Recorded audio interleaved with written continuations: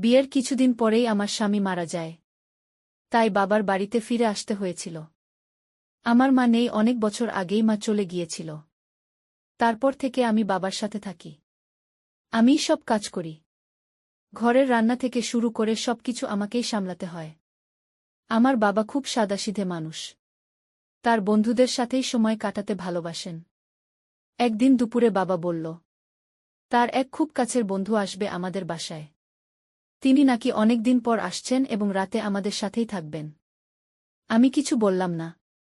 শুধু ভাবছিলাম আমাকে কতটা ব্যস্ত থাকতে হবে রান্না বান্না আর সব আয়োজন নিয়ে। আমার প্রাণের বন্ধুরা, পুরো গল্পটি শুনলে তোমাদের দাঁড়িয়ে যাবে। তাই গল্পটি শোনার আগে আমার একটি অনুরোধ, অবশ্যই এই ভিডিওতে একটি লাইক দিয়ে চ্যানেলটি সাবস্ক্রাইব করে দাও।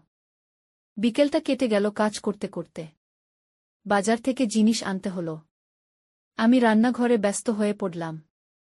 মাছ, মাংস, ভাত, তরকারি সব রেঁধে ফেললাম। বাবা আর তার বন্ধু খাওয়া শেষ করে অনেক খুশি হল। আমি চুপচাপ তাদের দিকে তাকিয়ে শুধু হাসলাম। খাওয়া দাওয়া শেষে আমি তাদের ঘুমানোর জন্য বিছানা করে দিলাম। তারা শুয়ে গেল, আমি আমার ছোট্ট ঘরে চলে এলাম। সারাদিনের ক্লান্তি শরীরে ছিল। চোখ বন্ধ হতেই ঘুমিয়ে পড়লাম।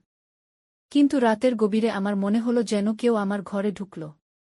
চোখ মেলে কিছুই দেখতে পেলাম না, শুধু অনুভব করলাম কারো ছায়া ধীরে ধীরে সে কাছে এগিয়ে এলো। আমার শরীর কেঁপে উঠল। কিছু বুঝে ওঠার আগেই সে আমাকে স্পর্শ করল। আমার নিঃশ্বাস থেমে গিয়েছিল এক মুহূর্তের জন্য। আমি অবাক হয়ে গেলাম, কিন্তু নিজেকে সরাতে পারলাম না। সে আমাকে জড়িয়ে ধরল। আমার কানে ফিসফিস করে কিছু বলল। তারপর হঠাৎ আমার ঠোঁটে আলতো চুমু রাখল। আমি স্তব্ধ হয়ে গেলাম। কিন্তু আমি অনেকদিন ধরে একা ছিলাম, তাই আমার অনেক ভালো লাগছিল। মনে হচ্ছিল এ রাত যেন শেষ না হয়ে যায়। হঠাৎ আমি এবার বুঝে ফেলেছি যে লোকটা আমার বাবার বন্ধু। গত রাতের সেই ঘটনার পর আমার ভেতরটা কেমন অদ্ভুত হয়ে গিয়েছিল। আমি চোখ মেলেই দেখলাম সকাল হয়ে গেছে। সূর্যের আলো জানালা দিয়ে ভেতরে ঢুকছে। কিন্তু আমার শরীর আর মন এখনও কেঁপে উঠছিল গত রাতের স্পর্শে। আমি বিছানা ছেড়ে উঠলাম। কাজে মন দিতে চেষ্টা করলাম। কিন্তু বারবার মনে হচ্ছিল সেই মুহূর্তটা আবারও ঘটছে।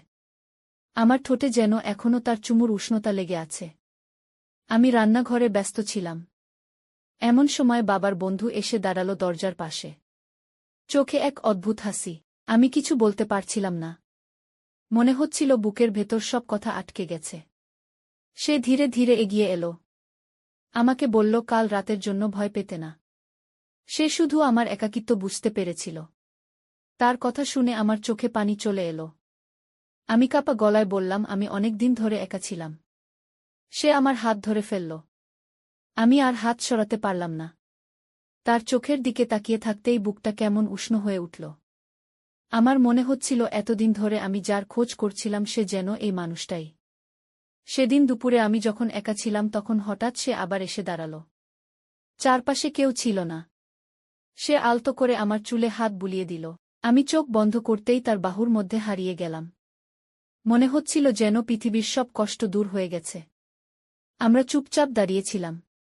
কথা ছিল না, তবুও হৃদয়ের ভেতর দিয়ে কথা চলছিল। সে আমার কপালে চুমু দিল। আমি চোখ নামিয়ে ফেললাম। কিন্তু ভেতরে এক অদ্ভুত সুখ কাজ করছিল।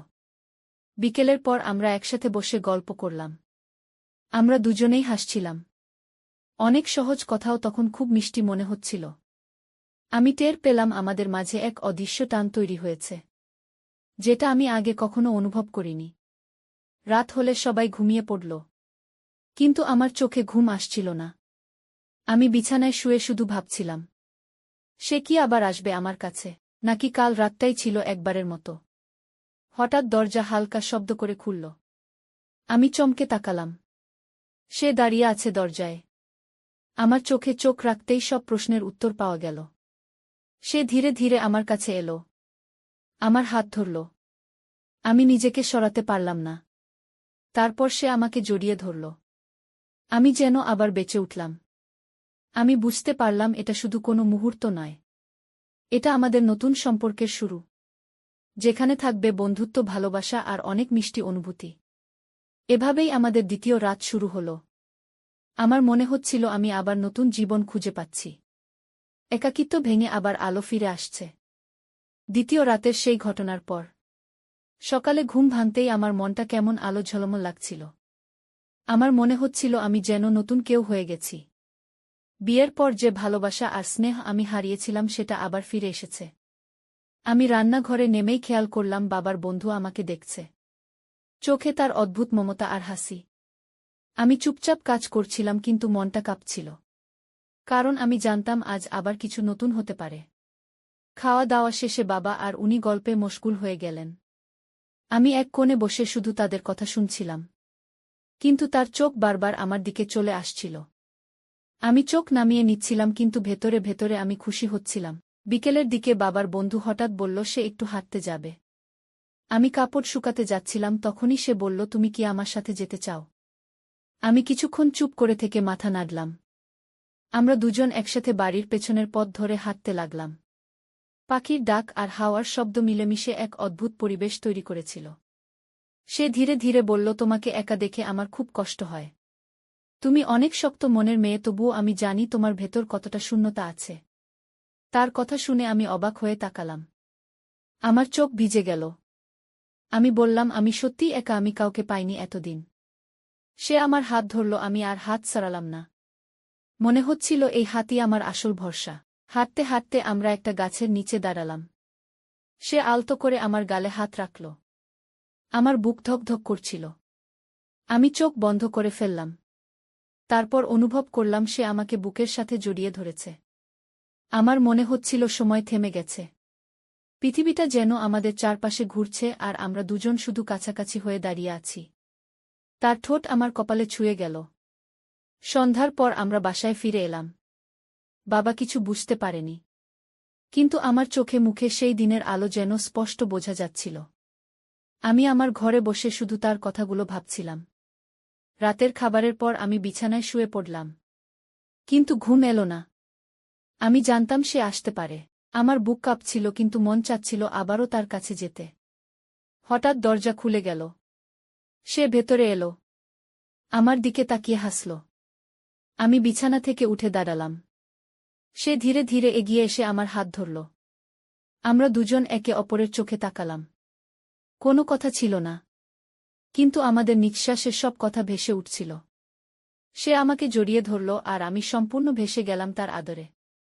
সেই রাতে আমি বুঝতে পারলাম আমাদের সম্পর্ক এখন আর থামানো যাবে না। এটা শুধু এক মুহূর্তের টান নয়। এটা আস্তে আস্তে আমাদের জীবনের অংশ হয়ে যাচ্ছে।